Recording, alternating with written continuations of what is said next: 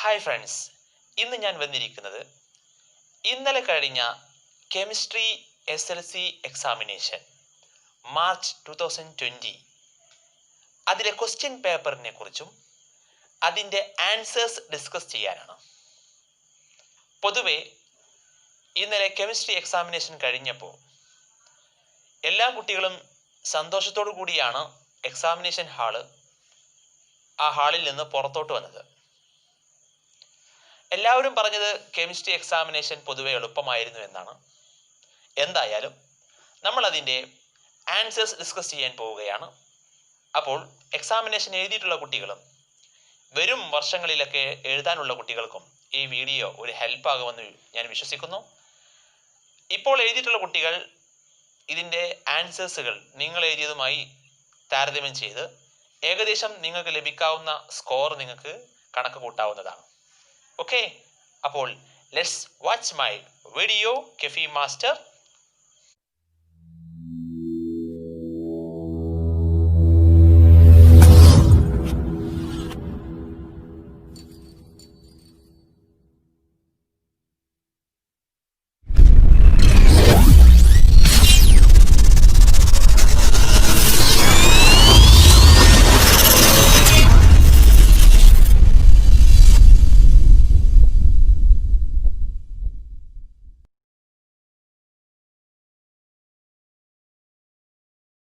നിങ്ങൾ ആദ്യമായിട്ടാണ് എൻ്റെ ചാനൽ കാണുന്നതെങ്കിൽ സബ്സ്ക്രൈബ് ബട്ടൺ അമർത്തുക. അതിൻ്റെ കൂടെയുള്ള ബെൽ ബട്ടൺ എനേബിൾ ചെയ്യുക.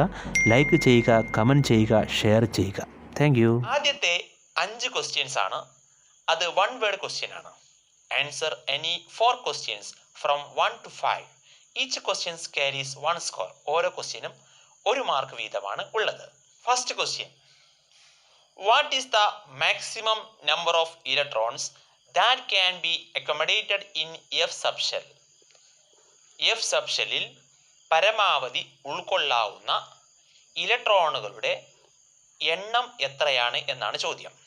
ഓപ്ഷൻ തന്നിട്ടുണ്ട് 2, 6, 10, 14. നമുക്കറിയാം അല്ലേ, വളരെ എളുപ്പമായി അറിയാം. 14 അതിൻ്റെ ആൻസർ. എഫ് സബ്ഷെല്ലിൽ പരമാവധി മാക്സിമം ഉൾക്കൊള്ളാവുന്ന ഇലക്ട്രോണുകളുടെ എണ്ണം 14. രണ്ടാമത്തെ question, which is the gas liberated when metals react with dilute acids?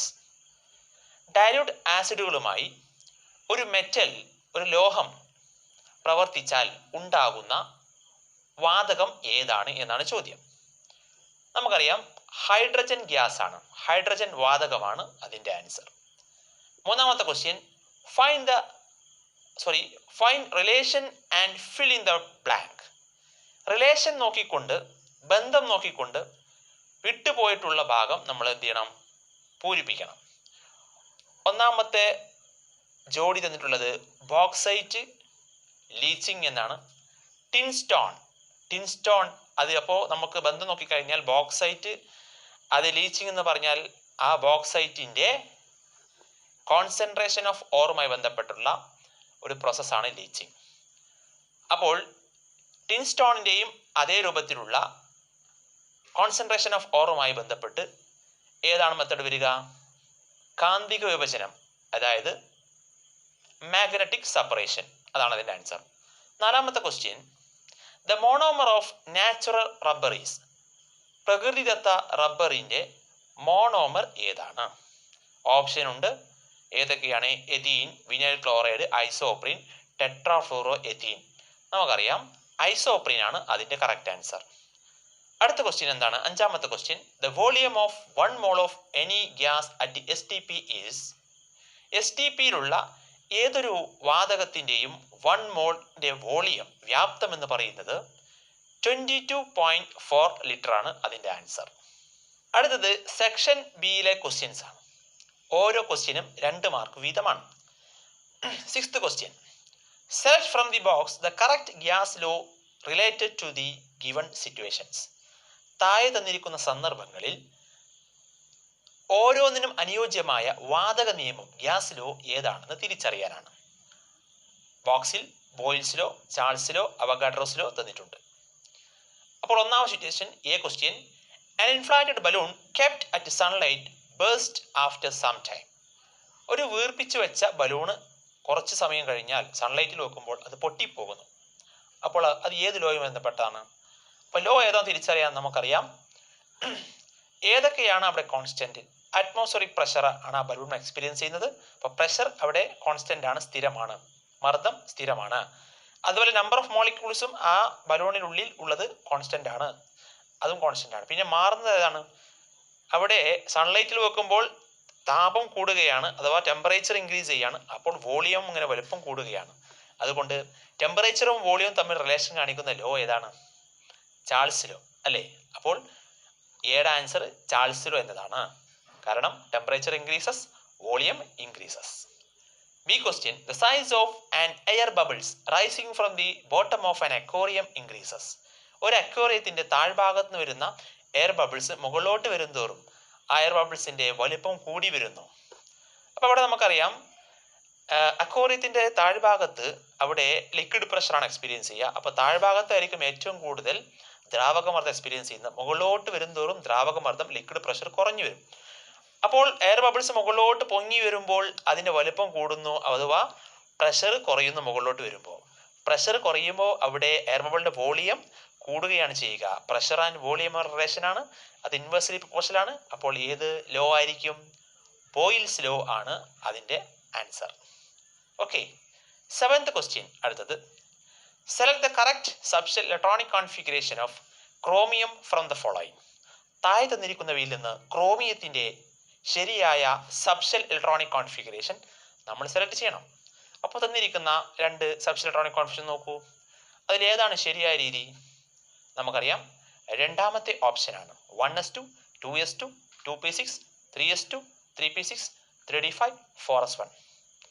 എന്താണ് അതിന് കാരണം? Write the reason for selecting this configuration. ഈ കോൺഫിഗറേഷൻ സെലക്ട് ചെയ്യാനുള്ള റീസൺ നിങ്ങൾ എഴുതണം. എന്താ റീസൺ? നമുക്കറിയാം the halfly filled d subshell is more stable than other configuration അല്ലേ? Halfly filled d subshell D5 എന്ന ഫോമിലുള്ള ഹാഫ്ലി ഫില്ലഡ് ഡി സബ്ഷെല്ലാണ് മറ്റ് കോൺഫിഗറേഷനേക്കാൾ കൂടുതൽ സ്റ്റേബിൾ. നമ്മൾ പഠിച്ചിട്ടുണ്ട് fully filled and halfly filled subshell electronic configuration is more stable than other electronic configuration. അതാണ് അതിന്റെ reason. 8ാമത്തെ question, which one of the following metals is refined by liquation. Liquation അഥവാ ഉരുക്കി വേർതിരിക്കൽ വഴി ഏത് ലോഹമാണ് താഴെ തന്നിരിക്കുന്നവയിൽ ഏത് ലോഹമാണ് നമ്മൾ ലിക്വേഷൻ വഴി വേർതിരിക്കുന്നത്? Zinc, iron, copper, tin. Correct answer tin ആണ്. Which property of metal is made use of here. ഇവിടെ ഈ മെറ്റലിന്റെ ഏത് പ്രോപ്പർട്ടിയാണ് ഉപയോഗിച്ചിരിക്കുന്നത്? ലോ മെൽറ്റിംഗ് പോയിന്റ് അഥവാ താഴ്ന്ന ദ്രവണാങ്കം. ടിന്നിന് താഴ്ന്ന ദ്രവണാങ്കമായിരിക്കും, അതിൽ ഇമ്പ്യൂരിറ്റീസിന് അതിനേക്കാൾ ദ്രവണാങ്കം കൂടുതലായിരിക്കും. അപ്പോൾ അതിനെ നമ്മൾ ലിക്വേഷൻ വഴി ഉരുക്കി വേർതിരിക്കൽ വഴി വേർപെടുത്തുന്നു. 9th question, select the structural formula of the given compounds from the box. താഴെ തന്നിരിക്കുന്ന കോമ്പൗണ്ട്സിന്റെ സ്ട്രക്ചറൽ ഫോർമുല, ഘടനാവാക്യം നമ്മൾ തിരഞ്ഞെടുക്കണം. ഒന്നാമത്തത് എ ക്വസ്റ്റ്യൻ, പ്രൊപ്പീൻ. ഏതാണ് പ്രൊപ്പീൻ്റെ സ്ട്രക്ചറൽ ഫോർമുല? ഇതാ ആ ബോക്സിൽ നിന്ന്, ഇതാണ് അതിന്റെ കറക്റ്റ് ആൻസർ. ബി ബ്യൂട്ട് 1 ഏതാണ് സ്ട്രക്ചറൽ ഫോർമുല? ഇതാ ഇത് തന്നിരിക്കുന്നതാണ്. Okay.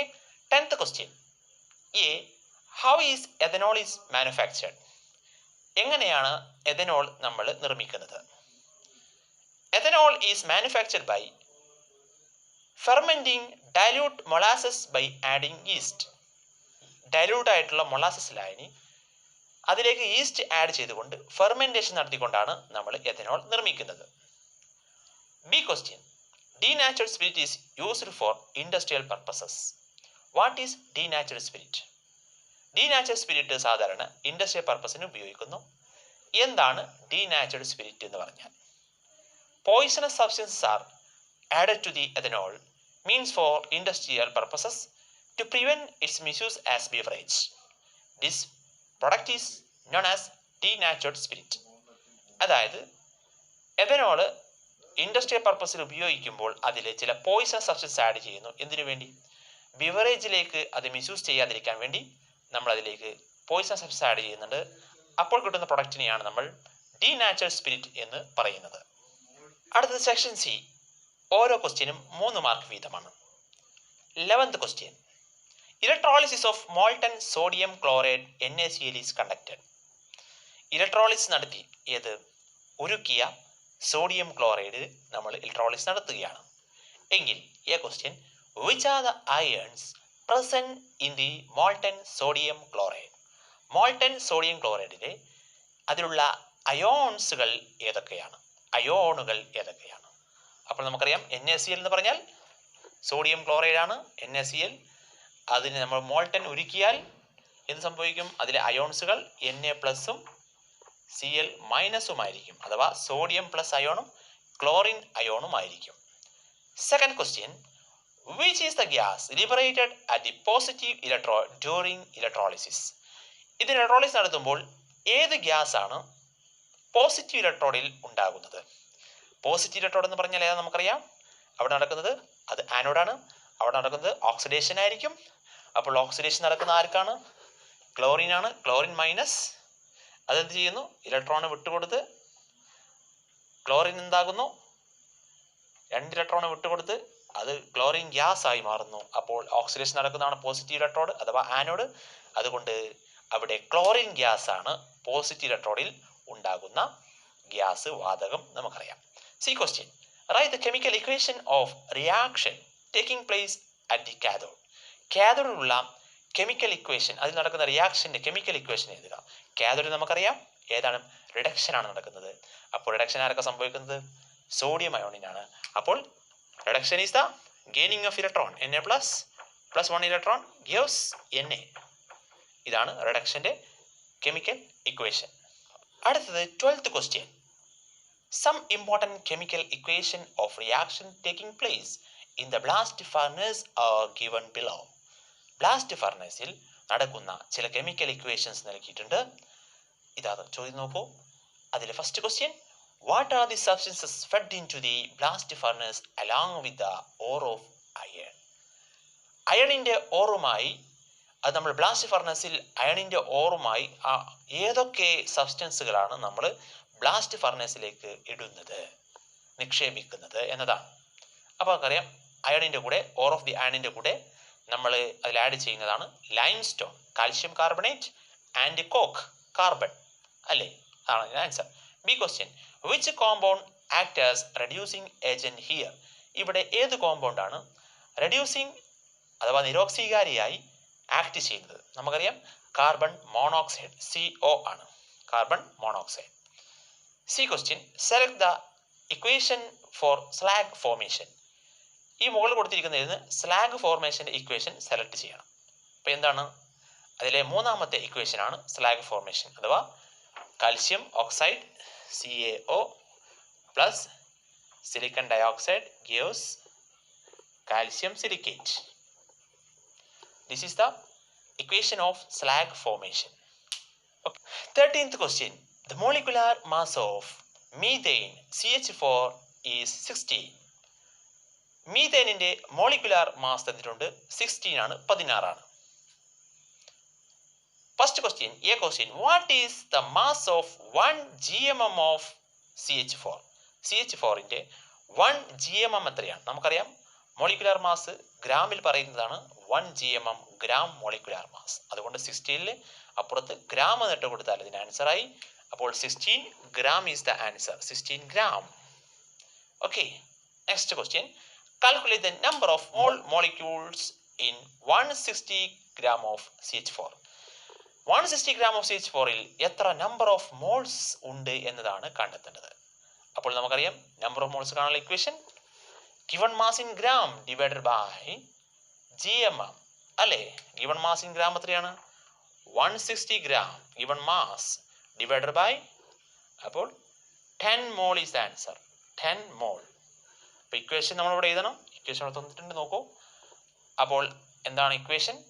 Equation number of mole of the molecule is equal to mass given in grams divided by GMM, gram molecular mass. That is 160 gram divided by 16 gram.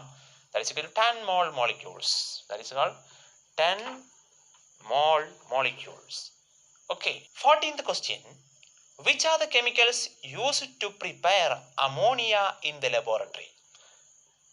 ലബോറട്ടറിയിൽ ammonia ഉണ്ടാക്കാൻ നമ്മൾ ഏതൊക്കെ കെമിക്കൽസുകൾ ഉപയോഗിക്കുന്നു എന്നതാണ് ആൻസർ. എന്താണ്? ammonium chloride and calcium hydroxide. Ammonium chloride, NH4Cl, NH4Cl, and calcium hydroxide, CaOH twice. These are the chemicals. B question. If we show a red litmus paper over ammonia gas, what change can be observed? നമ്മുടെ ഇവ തമ്മിൽ produce ചെയ്യുമ്പോൾ നമ്മൾ മുകളിലോട്ട് വരുന്ന ഗ്യാസിൽ red litmus paper കാണിച്ചാൽ എന്തായിരിക്കും ഒബ്സർവേഷൻ, എന്തായിരിക്കും നിരീക്ഷണം? എന്തായിരിക്കും? Red litmus paper turns to blue colour. Red litmus paper എന്തായി മാറും? ബ്ലൂ ആയി മാറും. Okay, C question. കാരണം which property of ammonia is shown here? ഇവിടെ അമോണിയയുടെ ഏത് പ്രത്യേകത മനസ്സിലാക്കാം? കാരണം ammonia shows basic nature. Ammonia basic സ്വഭാവമുള്ള ഒരു വാതകമാണ്. 50th question. The structural formula of a hydrocarbon is given below. ഒരു ഹൈഡ്രോകാർബണിന്റെ ഘടനാവാക്യം താഴെ തന്നിട്ടുണ്ട്. ഇതാ നോക്കൂ. First question. How many carbon atoms are there in the main chain? Main ചെയിനിൽ എത്ര കാർബൺ ആറ്റങ്ങൾ ഉണ്ട്? ഏതാണ് മെയിൻ ചെയിൻ? നമുക്കറിയാം. The longest chain is known as main chain. ഏറ്റവും കൂടുതൽ കാർബൺ ഉള്ള ചെയിനാണ് മെയിൻ ചെയിൻ. അപ്പോൾ നമുക്കെന്നറിയാം, ഇത് തന്നെ എടുക്കാം. ഇതാണ് ലോങ്ങസ്റ്റ് ചെയിൻ. സ്ട്രൈറ്റ് ആയിട്ട് എടുക്കാം. അപ്പോൾ this is the longest chain. How many carbon? 1 2 3 4 5 6 carbon atom present in the main chain. B question. Identify the position number of branches. ബ്രാഞ്ചുകളുടെ പൊസിഷൻ നമ്പർ നമ്മൾ കണ്ടെത്തണം. അപ്പം നമുക്കറിയാം, ബ്രാഞ്ച് നമ്പർ ഇടുമ്പോൾ ഒന്നെങ്കിൽ നമുക്ക് ലെഫ്റ്റ് ടു റൈറ്റിലേക്ക് ഇടാം, അല്ലെങ്കിൽ റൈറ്റ് ലെഫ്റ്റിലേക്ക് എടുക്കാം. പക്ഷേ എന്താണ് റൂള്? ഒന്നാമത്തെ ബ്രാഞ്ചിന് ഏറ്റവും ചെറിയ നമ്പർ വരുന്ന രൂപത്തിൽ നമ്പർ ഇടുന്നത് എന്ന് പറഞ്ഞാൽ ലെഫ്റ്റ് ടു റൈറ്റിലേക്കാണ് നമ്പർ ഇടേണ്ടത്. നമ്പർ ഇടുമ്പോൾ 1 2 3 4 5 6. അപ്പോൾ ബ്രാഞ്ചുള്ള കാർബണിന്റെ പൊസിഷൻ എത്രയാണ്? 2 4. അപ്പോൾ answer is 2,4 is the position number of branches. C question. Write the IUPAC name of this compound. ഈ കോമ്പൗണ്ടിന്റെ IUPAC നെയിം എഴുതണം. അപ്പോൾ നമുക്കറിയാം അതിനുള്ള റൂൾ എന്താണ്? ആദ്യം നമ്മൾ പൊസിഷൻ ഓഫ് ദി ബ്രാഞ്ചസ്, ബ്രാഞ്ചിന്റെ പൊസിഷൻ ഡിനോട്ട് ചെയ്യും 2,4 ഹൈഫൺ. 2 ബ്രാഞ്ചുകളുണ്ട്. CH3 ആണ് 2 ബ്രാഞ്ചുകൾ. അപ്പോൾ നമുക്കറിയാം മെഥൈലാണ് വരുന്നത്. അപ്പോൾ ഡൈമെഥൈൽ എന്നായിരിക്കും. 2 എണ്ണമാകുമ്പോൾ ഡൈമെഥൈൽ. പിന്നെ മെയിൻ ചെയിൻ്റെ പേര് 6 ആകുമ്പോൾ ഹെക്സ് ആയിരിക്കും. ഒക്കെ സിംഗിൾ ബോണ്ട് ആയതുകൊണ്ട് ഹെക്സൈൻ എന്നായിരിക്കും. ഓക്കെ, അപ്പോൾ 2,4 ഡൈമെഥൈൽ ഹെക്സൈൻ എന്നാണ് ഈ തന്നിരിക്കുന്ന ഹൈഡ്രോകാർബൺ കോമ്പൗണ്ടിന്റെ പേര്. അടുത്തത് സെക്ഷൻ ഡി ആണ്. ഓരോ ക്വസ്റ്റ്യനും 4 മാർക്ക് വീതമാണ്. 16th ക്വസ്റ്റ്യൻ നോക്കൂ. Some materials are given below. ചില മെറ്റീരിയൽസ് എന്നിട്ടുണ്ട്. നോക്കൂ, ചിത്രം നോക്കാം. First question. From the given materials, choose the appropriate ones to construct a galvanic cell and draw the diagram of the cell. അതായത് appropriate ആയിട്ടുള്ള materials എല്ലാം എടുത്തതിന് ശേഷം നമ്മൾ എന്ത് ചെയ്യണം? ആ മെറ്റീരിയൽസുകൾ ഉപയോഗിച്ചുകൊണ്ട് ഒരു ഗാൽവനിക് സെൽ കൺസ്ട്രക്ട് ചെയ്യണം. അതിൻ്റെ ഡയഗ്രാം വരയ്ക്കണം. 2 മാർക്കിൻ്റെ ചോദ്യമാണ്. അപ്പോൾ അതിൻ്റെ ഡയഗ്രാം അതിലുള്ള എല്ലാ അപ്പാരറ്റസുകളും യൂസ് ചെയ്തുകൊണ്ട് നമ്മൾ എന്ത് ചെയ്യണം? വരയ്ക്കണം. അപ്പോൾ ഏതൊക്കെയാണ്? ഓർഡർ ഓഫ് റിയാക്ടിവിറ്റി തന്നിട്ടുണ്ട്. മെഗ്നീഷ്യം ആണ് ഏറ്റവും ഹയസ്റ്റ് റിയാക്റ്റീവ്. പിന്നെ അയൺ, അതിനൊക്കെ കുറവാണ് കോപ്പർ, അതിനേക്കാളാണ് സിൽവർ. അപ്പോൾ നോക്കൂ എങ്ങനെ നമുക്ക് വരയ്ക്കാം. ഇതാ തന്നിരിക്കുന്നു. അപ്പോൾ ആരൊക്കെ എടുക്കാം? തന്നിരിക്കുന്ന സൊല്യൂഷൻസ് നോക്കുക. അതിൽ മെഗ്നീഷ്യം സൾഫേറ്റ് സൊല്യൂഷൻ ആവശ്യമുണ്ട്. അപ്പോൾ അതിൻ്റെ മെഗ്നീഷ്യം റോഡ് അവിടെ അവൈലബിൾ ആണ്. കോപ്പർ സൾഫേറ്റ് തന്നിട്ടുണ്ട്. അപ്പോൾ അതിൻ്റെ റോഡും അവൈലബിൾ ആണ്. എന്നാൽ അയൺ സൾഫേറ്റ് എന്നാൽ അതിൻ്റെ റോഡ് അവിടെ അവൈലബിൾ അല്ല. അതുകൊണ്ട് അയൺ സൾഫേറ്റ് ഉപയോഗിക്കാൻ കഴിയില്ല. സിൽവർ റോഡ് തന്നിട്ടുണ്ട്. എന്നാൽ അതിൻ്റെ സാൾട്ട് സൊല്യൂഷൻ അവിടെ അവൈലബിൾ ആണോ? അല്ല. അതുകൊണ്ട് നമുക്ക് മെഗ്നീഷ്യവും കോപ്പറും ഉപയോഗിച്ചുള്ള ഒരു ഗാൽവനിക് സെൽ വരയ്ക്കാനേ സാധിക്കുകയുള്ളൂ. അപ്പോൾ നമുക്ക് അതിൻ്റെ ചിത്രം ഈ രൂപത്തിൽ വരയ്ക്കാം. അപ്പോൾ സാൾട്ട് പിടിച്ച എല്ലാം ഉപയോഗിച്ചുകൊണ്ട് ഈ രൂപത്തിൽ ഇലക്ട്രോണിന്റെ ഡയറക്ഷൻ എല്ലാം നമുക്ക് കാണിച്ചുകൊണ്ട് വോൾട്ട് മീറ്റർ എല്ലാം ആഡ് ചെയ്ത് നമുക്ക് ഈ രൂപത്തിൽ വരയ്ക്കാവുന്നതാണ്. Okay, B question. Which is the anode of this cell? ഇതിലെ ആനോഡ് ഏതാണ്? നമുക്കറിയാം 2 മെഗ്നീഷ്യം കോപ്പറാണ് നമ്മൾ എടുത്ത റോഡുകൾ അല്ലേ? അപ്പോൾ ഈ 2 മെറ്റലുകളിൽ ഹൈ റിയാക്ടിവിറ്റി മെറ്റലുള്ള ആരാണ്? മെഗ്നീഷ്യമാണ്. അതായിരിക്കും ആനോഡ്. ഹൈലി റിയാക്റ്റീവ് മെറ്റലാണ് ഓക്സിഡേഷൻ നടക്കുക. ഓക്സിഡേഷൻ നടക്കുന്നതിനെയാണ് നമ്മൾ ആനോഡ് എന്ന് പറയുന്നത്. അതുകൊണ്ട് magnesium is the anode. C question. Write the chemical equation of reaction taking place at the cathode. ഇതിൽ കാഥോഡിൽ നടക്കുന്ന കെമിക്കൽ റിയാക്ഷൻ്റെ കെമിക്കൽ ഇക്വേഷൻ ഏതാണ്? കാഥോഡ് നമുക്കറിയാം, മെഗ്നീഷ്യം ആനോഡ് ആണെങ്കിൽ കോപ്പർ ആണ് കാഥോഡ്. അപ്പോൾ കോപ്പറിൽ നടക്കുന്ന കാഥോഡിൽ നടക്കുന്ന കെമിക്കൽ ഇക്വേഷൻ എന്തായിരിക്കും? അതിൽ നടക്കുന്നത് റിഡക്ഷൻ ആണല്ലോ, കാരണം കാഥോഡിൽ റിഡക്ഷൻ ആണ് നടക്കുന്നത്. അതുകൊണ്ട് റിഡക്ഷൻ്റെ കെമിക്കൽ ഇക്വേഷൻ എഴുതണം കോപ്പറിൽ നടക്കുന്നത്. അപ്പോൾ കോപ്പർ ഇലക്ട്രോണിനെ ഗെയിൻ ചെയ്യുന്ന പ്രോസസ്സാണ് റിഡക്ഷൻ. അപ്പോൾ Cu2 plus gain 2 electron, then it become copper atom. This is the equation for reduction that is taking place at cathode. Next question, 17th question. Graph of a reversible process N2 plus 3H2 gives 2NH3 plus heat is given. Analyze the graph and answer the following questions. അപ്പോൾ ഒരു reversible reaction, അതായത് ammonia ഉണ്ടാകുന്ന harbour പ്രോസസ്സിൻ്റെ ഒരു chemical equation തന്നിരിക്കുന്നത്. അതിൻ്റെ graph താഴെ തന്നിട്ടുണ്ട്. അത് നോക്കിക്കൊണ്ട് താഴെ തന്നിരിക്കുന്ന ചോദ്യങ്ങൾക്ക് നമ്മൾ ആൻസർ കണ്ടെത്തണം. ഗ്രാഫ് നോക്കൂ. ആ ഗ്രാഫ് വെച്ചുകൊണ്ട് first question, identify the part of the graph which represent forward reaction. Forward reaction അഥവാ പുരോപ്രവർത്തനം, അതിനെ സൂചിപ്പിക്കുന്ന ഗ്രാഫിലെ ഭാഗം ഏതാണ്? നമുക്കറിയാം BA ആണ് correct answer. Okay. B question, identify the part of the graph which represent equilibrium state. Equilibrium state, തുലനാവസ്ഥ ഇതിൽ കാണിക്കുന്നത് ഏതാണ്? നമുക്കറിയാം എ എന്ന പോയിന്റാണ് ഇക്വിലിബ്രിയം സ്റ്റേറ്റ് കാണിക്കുന്നത്. C question, from the given statements select the correct ones regarding chemical equilibrium. Chemical ഇക്വിലിബ്രിയവുമായി ബന്ധപ്പെട്ട ശരിയായ സ്റ്റേറ്റ്മെന്റ് പ്രസ്താവനകൾ ഏതാണ് നമ്മൾ സെലക്ട് ചെയ്യണം. അപ്പോൾ 4 പ്രസ്താവനകളുണ്ട്. ആ 4 പ്രസ്താവനകളിൽ ഒന്നാമത്തെ, chemical equilibrium is static at the molecular level. Molecular ലെവലിൽ സ്റ്റാറ്റിക് ആണ്, നിശ്ചലമാണ്. ശരിയാണോ? തെറ്റാണ്. നമ്മൾ ഡൈനാമിക് എന്നാണ് പഠിച്ചത് അല്ലേ? രണ്ടാമത്തെ statement, both reactants and products coexist. റിയാക്ടൻറ്റും പ്രൊഡക്റ്റും ഒരുമിച്ച് നിലനിൽക്കുന്നു. അത് ശരിയാണ് അല്ലേ? അപ്പോൾ രണ്ടാമത്തെ ശരിയാണ്. മൂന്നാമത്തത്, the rate of forward and backward reactions are equal. അതും ശരിയാണ്. പുരോപ്രവർത്തനവും പാശ്ചാത്യ പ്രവർത്തനത്തിൻ്റെയും വേഗത തുല്യമാണല്ലോ, അത് ശരിയാണ്. Fourth question, chemical equilibrium is attain in an open system. അത് തെറ്റാണ്. കാരണം നമ്മൾ പഠിച്ചെന്താണ്? Chemical equilibrium is attain in a closed system എന്ന് പറയുന്നത്. ഇവിടെ ഓപ്പൺ സിസ്റ്റം എന്ന് പറയുന്നത് അത് തെറ്റാണ്. അപ്പോൾ ശരിയായ പ്രസ്താവനകൾ ഏതൊക്കെയാണ്? രണ്ടാമത്തെയും മൂന്നാമത്തെയും സ്റ്റേറ്റ്മെന്റ്സുകളാണ് ശരിയായ statements. 18th question, the outermost subshell electronic configuration of an element is 3d5 4s2 എന്നാണ് the outermost subshell electronic configuration തന്നിട്ടുള്ളത്. ഓക്കെ. എങ്കിൽ ഫസ്റ്റ് ക്വസ്റ്റ്യൻ എന്താണ്? First question, write the complete subshell electronic configuration of this element. ഈ element complete subshell electronic configuration നമ്മൾ complete ചെയ്യുക. അപ്പോൾ എങ്ങനെയാണ്? 1s2 തുടങ്ങുക. 1s2 2s2 2p6 3s2 3p6 3d5 4s2. okay, this is the complete subshell electronic configuration of this element. ഇതാണ് ഈ മൂലകത്തിന്റെ പൂർണ്ണ രൂപത്തിലുള്ള സബ്ഷെൽ ഇലക്ട്രോണിക് കോൺഫിഗറേഷൻ. അപ്പോൾ നമുക്ക് ഇത് കാണുമ്പോൾ തന്നെ അറിയാം 3d5 4s2 എന്ന് പറയുമ്പോൾ തന്നെ നമുക്കറിയാം ഇത് ഡി ബ്ലോക്ക് എലമെന്റ് ആണെന്ന് അറിയാം അല്ലേ? ഓക്കെ. അപ്പോൾ ക്വസ്റ്റ്യൻ നോക്കാം. Write the atomic number of these element. ഈ എലമെന്റ് ആറ്റോമിക് നമ്പർ നമ്മൾ കണ്ടെത്തണം. അതിന് എന്ത് ചെയ്യണം? മതി, മുകളിൽ ഇലക്ട്രോണിന്റെ എണ്ണം നോക്കിയാൽ മതി. അതാണ് ആറ്റോമിക് നമ്പർ. അപ്പോൾ എത്രയാണ്? ഇവിടെ 18 20 25 ആണ് atomic number. 25 is the atomic number of this element.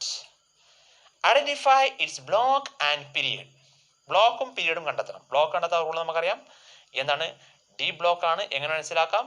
അവസാനത്തെ ഇലക്ട്രോൺ ഫില്ല് ചെയ്യുന്നത് ഡി സബ്ഷെല്ലിലാണ്. അതുകൊണ്ട് ഇത് ഡി ബ്ലോക്ക് എലമെന്റ് ആണെന്ന് മനസ്സിലാക്കാം. പീരീഡ് കണ്ടെത്താൻ നമുക്കറിയാം. ആ ഏറ്റവും ഔട്ടർമോസ്റ്റ് ഷെൽ നമ്പർ ആണ് നമ്മൾ പീരീഡ് എന്ന് പറയുക.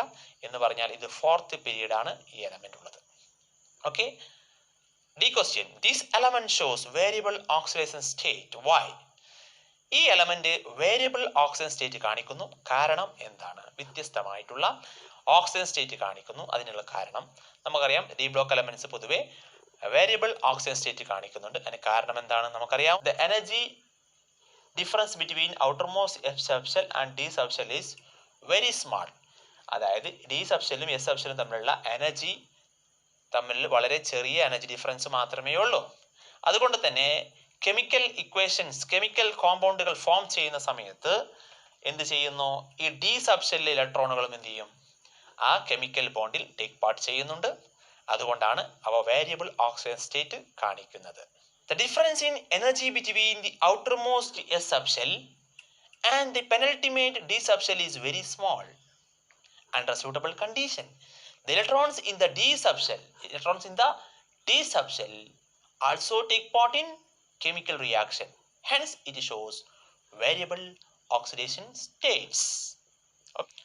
19th question. Some informations about an organic compound is given. Organic സംയുക്തത്തിന്റെ ചില ഇൻഫർമേഷൻസ്, ചില വിവരങ്ങൾ താഴെ തന്നിട്ടുണ്ട്.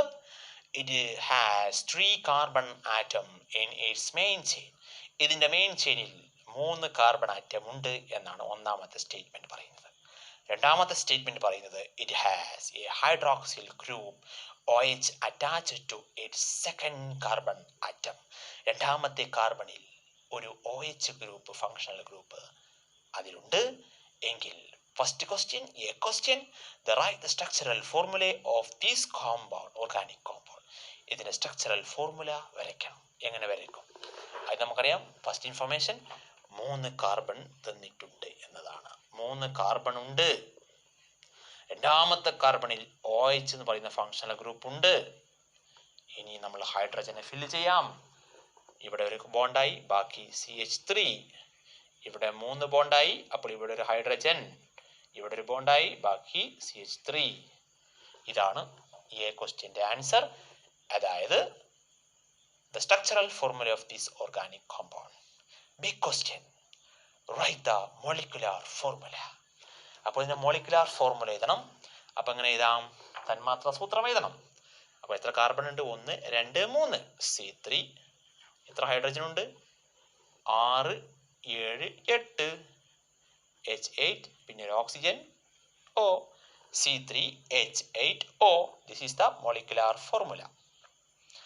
C question, write the structural formula of functional isomer of this compound and write the IUPAC name of this isomer. അപ്പോൾ ഈ തന്നിരിക്കുന്ന കോമ്പൗണ്ടിന്റെ isomer pair ഏതാണെന്നാണ് ചോദിച്ചിരിക്കുന്നത്. അതിന്റെ സ്ട്രക്ചറൽ ഫോർമുല നമ്മൾ വരക്കണം. അതിൻ്റെ കൂടെ അതിൻ്റെ IUPAC നെയിമും എഴുതാൻ പറഞ്ഞിട്ടുണ്ട്. അപ്പോൾ നമുക്കറിയാം ഇതിൻ്റെ ഫങ്ഷണൽ ഐസോമർ എന്ന് പറഞ്ഞാൽ ആരാണ്? ഇതേ മോളിക്കുലാർ ഫോർമുലയുള്ള C3H8 എന്ന് പറയുന്ന H8O എന്ന് പറയുന്ന അതേ മോളിക്കുലാർ ഫോർമുലയുള്ള ഫങ്ഷണൽ ഐസോമർ ആണ്. അഥവാ ഫങ്ഷണൽ ഗ്രൂപ്പിൽ വ്യത്യാസം വരണം. അപ്പോൾ എങ്ങനെ എഴുതാം? അതാണ് നമുക്കറിയാം. CH3 CH2O CH3 എന്ന് പറഞ്ഞാൽ ഇതാണ് മെഥോക്സി ഈഥൈൻ.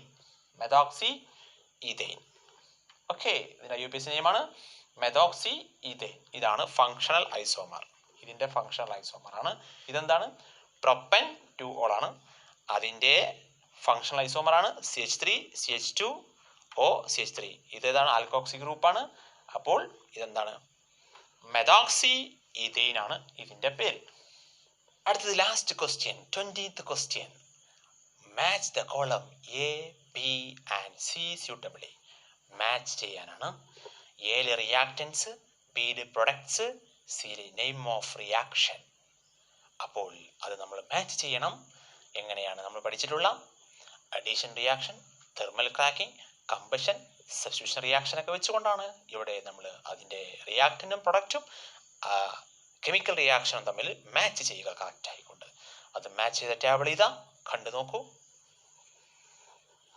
ഓക്കെ, അപ്പോൾ നിങ്ങൾക്ക് ഇപ്പോൾ കെമിസ്ട്രിയിൽ എത്രത്തോളം മാർക്ക് ലഭിക്കും എന്നുള്ളൊരു ധാരണ ഉണ്ടാകും. എല്ലാവർക്കും A+ ലഭിക്കട്ടെ എന്നാണ് ഞാൻ ആശംസിക്കുന്നത്. എല്ലാവർക്കും നല്ലൊരു സ്കോർ ഈ കഴിഞ്ഞ SLC എക്സാമിനേഷനിൽ ലഭിക്കുകയും നല്ലൊരു റിസൾട്ടിന് വേണ്ടി നമുക്ക് വെയിറ്റ് ചെയ്യുകയും ചെയ്യാം.